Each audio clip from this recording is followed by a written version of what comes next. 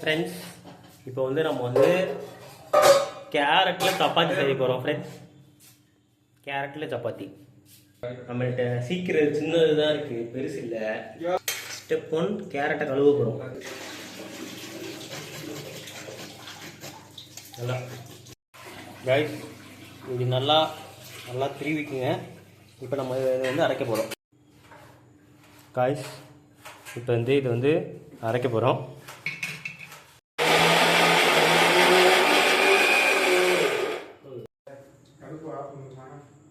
Guys, இப்போ வந்து அதை வந்து ஜூஸ் மட்டும் எக்ஸ்ட்ராக்ட் பண்ணி வச்சுருக்கேன். நம்ம எப்போதும் போல் சப்பாத்தி தண்ணி ஊற்றி பேசுறது போல் நம்ம இது ஊற்றி பேச போகிறோம் ஃப்ரெண்ட்ஸ்.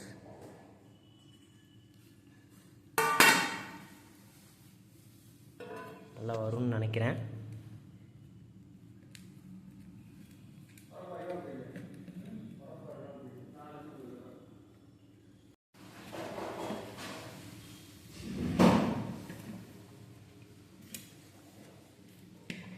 கேரட் கல்லில் வர வரைக்கும் பால் நல்லா உருட்டிட்டு கொஞ்சம் நேரம் ஒரு 10 நிமிஷம் எண்ணெய் தடவி ஊற வச்சுருங்க ஃப்ரெண்ட்ஸ்.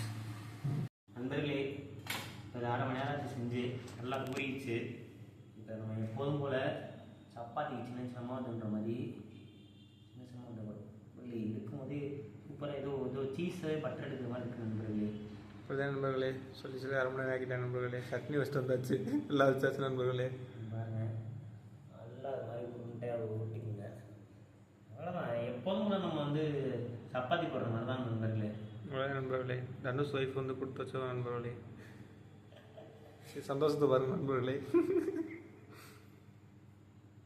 இது மாதிரி நல்லா ரவுண்டாக போட்டு வச்சுங்க. ஈவனாக இருக்காது, நாங்கள் அவ்வளோவா தான் மேக்ஸில் ரெடியாக இல்லை. நீங்கள் ஈவனாக ஊட்டிக்குங்க. பாஸ் பண்ண முடியும். பார்த்துட்டிங்களா? உங்களுக்கு தெரியக்கூடாது வச்சுருந்தோம், தெரிஞ்சு போச்சு. பஸ்ஸாக போச்சு. கொஞ்சம் முடிச்சு சேமியா விளாக் பாருங்க, செம கமெடியாக இருக்கும். வரும் கூடிய சீக்கிரம் வரும் ஃப்ரெண்ட்ஸ். நீங்கள் நல்லா பாருங்க நண்பர்களே.